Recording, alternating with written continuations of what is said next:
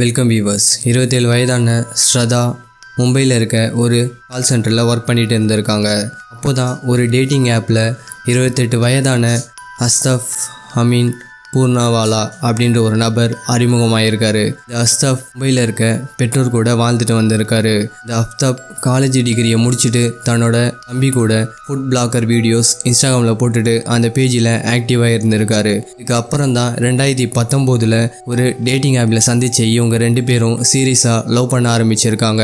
ஒரு கட்டத்தில் அதாவோட பேரண்ட்டுக்கு இந்த விஷயம் தெரிய வந்திருக்கு. பேரண்ட்டும் இதை மறுத்திருக்காங்க. இதனால் அஸ்தப் நீ வீட்டை விட்டு வெளியே வந்துரு, நான் உன்னை மேரேஜ் பண்ணிக்கிறேன் அப்படின்னு ஸ்ரதா கிட்ட அஸ்தப் சொல்லியிருக்கான். இதனை அடுத்து ஸ்ரதா தன்னோட பெற்றோர்கிட்ட போயிட்டு நாங்கள் லிவிங் டுகெதரில் இருக்க ஆசைப்படுறோம் அப்படின்னு சொல்லியிருக்காங்க. இதை மறுத்த பெற்றோர் ஸ்ரதா கிட்ட கண்டிச்சிருக்காங்க. இதுக்கு ஸ்ரதா நான் ஒரு மேஜர் பொண்ணு, என்னோட வாழ்க்கையை முடிவு பண்ணுறதுக்கு உரிமை எனக்கு இருக்குது, இதில் நீங்கள் தலையிடாதீங்க அப்படின்னு தன்னோட பெற்றோர்கிட்ட கண்டிப்பாக சொல்லியிருக்காங்க. இதனை அடுத்து ஸ்ரதா வீட்டை விட்டுட்டு தன்னோட துணிமணிலாம் எடுத்து கிளம்பியிருக்காங்க. இப்படி போன இவங்க 35 துண்டுகளை வெட்டப்பட்டு கொடூரமாக கொலை பண்ண நாள்ல இருந்து 6 மாதம் கழிச்சு தான் போலீஸ் இவங்களோட உடலை கண்டுபிடிச்சிருக்காங்க. இவங்களை கொன்னது யாரு, எதுக்காக இவங்களை கொன்னாங்க, இப்படி இவ்வளோ நாள் இதை மறைச்சி வச்சாங்க, இப்படிப்பட்ட ஷாக்கிங்கான கேஸை பற்றி தான் இன்னைக்கு நம்ம சேனலில் டீப்பாக அனலைஸ் பண்ண போகிறோம். இது உங்கள் சிவா ஃபம்பர், நான் உங்கள் சிவா. வாங்க இன்னைக்கான வீடியோக்குள்ளே போகலாம்.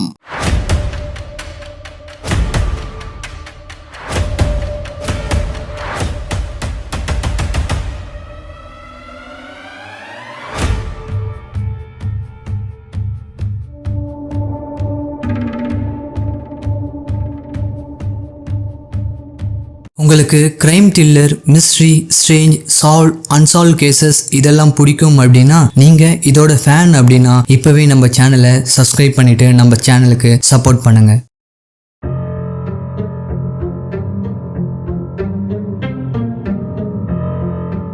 இப்படி லிவிங் டுகெதரில் போன ஸ்ரதா தன்னோட அம்மா கூட டச்சில் தான் இருந்திருக்காங்க. இப்படி இவங்க 2 பேரும் சந்தோஷமாக டச்சில் இருக்கிறப்போ தான் அவங்க அம்மா ஒரு நாள் இறந்து போகிறாங்க. இப்படி அவங்க அம்மா கிட்ட பேசிட்டு இருந்த ஸ்ரதா இதுக்கப்புறமா அவங்க அப்பா கூட பேச ஆரம்பிக்கிறாங்க. இப்படி அவங்க அப்பா கூட பேச ஆரம்பிக்கிறப்ப தான் அஸ்தப் தன்னை அடிக்கிறதாகவும் குடும்பப்படுத்துறதாகவும் தன்னோட அப்பா கிட்ட சொல்லியிருக்காங்க. அதுக்கு ஸ்ரதாவோட அப்பா நீ அங்கே இருக்க வேண்டாமா, உடனே நீ கிளம்பி நம்ம வீட்டுக்கு வந்துரு அப்படின்னு சொல்லியிருக்காங்க. ஆனால் ஸ்ரதா அதை மறுத்துட்டு அஸ்தப் கூடவே ஃபேமிலியை ரன் பண்ணியிருக்காங்க. இதனால கோபம் அடைஞ்சவங்க அப்பா தான் பேச்சை தான் பொண்ணு கேட்கல அப்படின்னு ஸ்ரதா கூட இருந்த கான்டாக்ட் கட் பண்ணியிருக்காரு. இப்படி கொஞ்சம் நாட்கள் போன அப்புறம் தான் ஸ்ரதாவோட பிரதர் ஸ்ரதாவோட ஃப்ரெண்டுக்கு கால் பண்ணி ஸ்ரதா எப்படி இருக்கா அப்படின்னு விசாரிச்சிருக்காங்க. இதுக்கு ஸ்ரதாவோட ஃப்ரெண்டு ஸ்ரதா கூட டச்சில் இருந்ததாகவும் ஆனால் கொஞ்ச நாள் கழிச்சு அவளோட ஃபோன் ரொம்ப நாளாக சுவிட்ச் ஆஃப் இருந்ததாகவும் ஸ்ரதாவோட பிரதர் கிட்ட ஸ்ரதாவோட ஃப்ரெண்டு சொல்லியிருக்காங்க.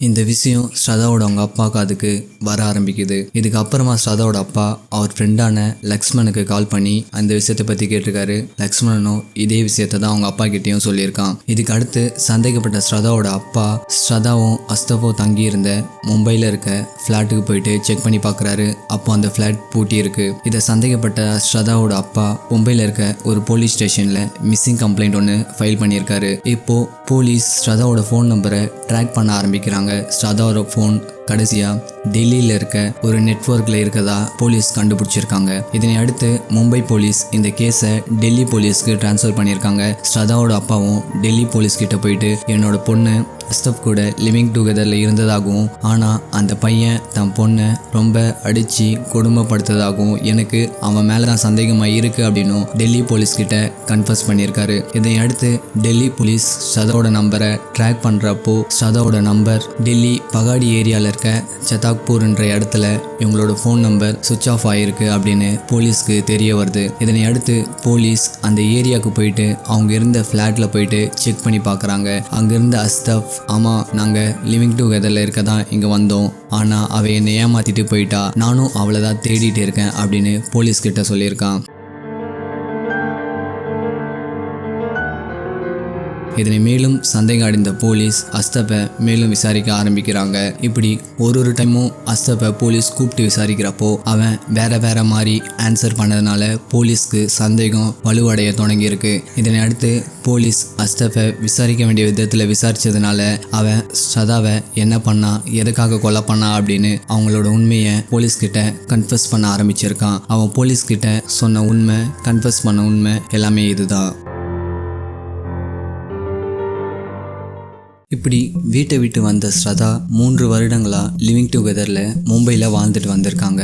இதனை அடுத்து இங்க இருக்க வேண்டாம், நம்ம டெல்லி போயிடலாம் அப்படின்னு ஸ்ரதாவும் அஸ்தப்பும் டெல்லி கிளம்பி போயிருக்காங்க. அங்க ஒரு ஃபிளாட்ல சில மாதங்கள் வாழ்ந்துட்டு வந்திருக்காங்க. 2022 மே ஏப்ரல் மந்த்ல இவங்க இமாச்சல பிரதேஷ் போயிருக்காங்க. அங்க ரொம்ப ஹாப்பியா இவங்க லைஃபை மூவ் பண்ணியிருக்காங்க. இப்படி வீட்டை விட்டு வந்து 3 வருடங்கள் ஆயிடுச்சு, என்னை எப்போ நீ மேரேஜ் பண்ணிக்க போற அப்படின்னு ஸ்ரதா அஸ்தப் கிட்ட கேட்டிருக்காங்க. அதுக்கு அஸ்தப் கொஞ்சம் பொறுத்திரு, நம்ம கல்யாணம் பண்ணிக்கலாம் அப்படின்னு கேட்டிருக்காங்க. மேலும் ஸ்ரதா தன்னை கல்யாணம் பண்ணிக்கோ அப்படின்னு கேட்குறப்போ அஸ்தப்பும் இப்போ வேண்டாம் அப்படின்னு தள்ளி போட்டுக்கலாம் அப்படின்னு அஸ்தப் ஸ்ரதா கிட்ட சொல்லியிருக்காங்க. இப்படி ஒரு நாளும் இவங்களுக்குள்ள இந்த பிரச்சனையால ப்ராப்ளம் ஏற்பட்டு அது சண்டையா மாறி இருக்கு. இப்படி ஒரு நாள் இவங்களுக்குள்ள அந்த சண்டை பெரிய சண்டையா மாறி அஸ்தப் ஸ்ரதாவோட கழுத்தை நெரிச்சு கொலை பண்ணிடுறான்.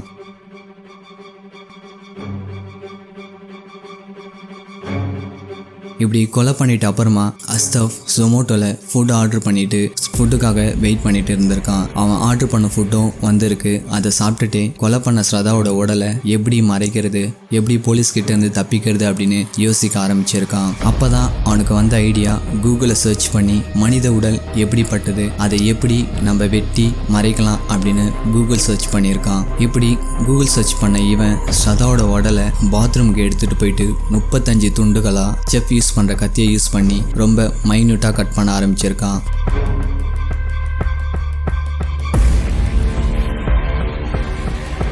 இவன் ஆல்ரெடி செஃப்ன்றதுனால இவங்கிட்ட அந்த கத்தி ஆல்ரெடி இருந்திருக்கு. இது மட்டும் இல்லை, chemical cleaners and room cleaners ஒரு சில கிளீனர்ஸை யூஸ் பண்ணி சதாவோட ரெட் ஸ்டெயின்ஸ், அதாவது சதா உடலை கட் பண்ண சொல்ல இருக்க ரத்த கரைகளை கிளீன் பண்ணுறதுக்காக இந்த கெமிக்கல்லாம் யூஸ் பண்ணி அதை கிளீன் பண்ண ஆரம்பிச்சிருக்கான். இதுக்கு அப்புறமா இப்படி வெட்டினப்பட்ட ஒவ்வொரு துண்டுகளும் நம்ம வீட்டில் இருந்தால் அது அழுகி போய் பக்கத்தில் இருக்கவங்களுக்கு ஸ்மெல் மூலயமா சந்தேகம் வர ஆரம்பிக்கலாம் அப்படின்னு யோசிச்ச அஸ்தப் இதை எப்படியாவது கிளீன் பண்ணணும் அப்படின்னு நினச்சி ஒரு துண்டுங்களா பிளாஸ்டிக் பையில, பிளாக் கலர் பையில போட்டு டெய்லி இரவு 2 மணி அளவில் ஊர் ஒதுக்குப்புறமா டெல்லியில போய் ஒரு கவரா ஒரு உடல் பாகத்தா டம்ப் பண்ணிட்டு வந்திருக்கான். அதாவது அந்த உடலை அங்க புதைச்சிட்டு வந்திருக்கான். ஒரு சில உடலை ஃபாரஸ்ட் ஏரியால போட்டுட்டு இதை அனிமல் சாப்பிட்றோம், யாருக்கும் சந்தேகம் வராது அப்படின்னு யோசிச்ச அஸ்தப் இந்த மாதிரி ஒரு கிரிமினலான யோசனையும் பண்ணி அதை அங்க புதைச்சி வச்சிருக்கான். இப்படி டெய்லி நம்ம ஒரு உடலா புதைச்சாலும் அந்த ஸ்மெல் வெளியே வர ஆரம்பிச்சிரும் அப்படின்னு யோசிச்ச அஸ்தப் அதுக்கு அடுத்த நாளே ஒரு 300 லிட்டர்ல ஒரு ஃப்ரிட்ஜை வாங்கி வீட்டுக்கு வர வச்சிருக்கான். அந்த ஃப்ரிட்ஜில் ஸ்ரதாவோட உடலை வச்சு ஃப்ரிட்ஜோட ஃப்ரீசரை ஆன் பண்ணி வச்சிருக்கான். இப்படி டெய்லி அடுத்தடுத்த நாள் இரவு 2 மணி அளவில் ஒரு உடலாக கொண்டு போயிட்டு அஸ்தப் அதை தம் பண்ணிட்டு வந்திருக்கான். எதுக்கு இவன் 2 மணி அளவில் போறானா, அப்பதான் எல்லாருமே தூங்கிட்டு இருப்பாங்க, ஆள் நடமாட்டம் அவ்வளவா இருக்காது அப்படின்னு கிரிமினலா யோசிச்ச அஸ்தப் இந்த ஒரு வேலையா செய்ய ஆரம்பிச்சிருக்கான். இப்படி 18 நாட்கள் தொடர்ந்து இப்படி பண்ணதுனால இவன் எல்லாத்தையும் கிளீன் பண்ணிட்டு அந்த ஃப்ரிட்ஜையும் சுத்தமாக கழுவிட்டு அந்த ரூமையே எதுவும் தெரியாத மாதிரி, கொலை பண்ணாத மாதிரி, கொலை நடக்காத மாதிரி ரெடி பண்ணி மாத்திருக்கான். இதுக்கப்புறம் யாருக்குமே சந்தேகம் வராத இருந்ததுனால ஸ்ரதாவோட சோசியல் மீடியால போட்டோஸ் போறது, போஸ்ட் போறது அப்படின்னு இருந்திருக்கான். ஸோ எதனால இப்படி பண்ணியிருக்கானா, ஸ்ரதா உயிரோட தான் இருக்கான், இவங்க சோசியல் மீடியா ஆக்டிவ்ல தான் இருந்திருக்கு அப்படின்னு. ஸோ தொடர்ந்து ஜூன் மாதம் வரைக்கும் இந்த விஷயத்த அவன் தொடர்ந்து பண்ணியிருக்கான், யாருக்கும் சந்தேகம் வராம. இப்படி போலீஸ் கிட்ட தப்பிக்காம இருக்கிறதுக்காக படத்துல வர மாதிரியே பல்வேறு வேலையை அஸ்தவ் பண்ணியிருக்கான். இதுக்காக நிறைய கிரைம் மூவிஸையும் அஸ்தவ் பார்த்துருக்கான். இந்த கொலை நடக்கிறதுக்கு முன்னாடி தான் அமெரிக்கன் டெக்ஸ்டர் அப்படின்ற ஒரு கிரைம் மூவியை பார்த்துட்டு இன்ஸ்பயர் ஆகி இந்த கொலையை நான் பண்ணேன் அப்படின்னு போலீஸ் கிட்ட கன்ஃபஸ் பண்ணி அதை ஒத்துட்டு இருக்கான். இப்படி ஏதேதோ பண்ணி போலீஸ்கிட்ட இருந்து தப்பிக்கலான்னு யார் நினச்சாலும் எப்பேற்பட்ட கொம்பனாக இருந்தாலும் சின்ன தடயத்தால் போலீஸ்கிட்ட மாட்டி தான் ஆகணும். இப்படி லிவிங் டுகெதரில் இருக்க எல்லாருமே ஒன்றா இருப்பாங்க, எல்லாமே பண்ணுவாங்க.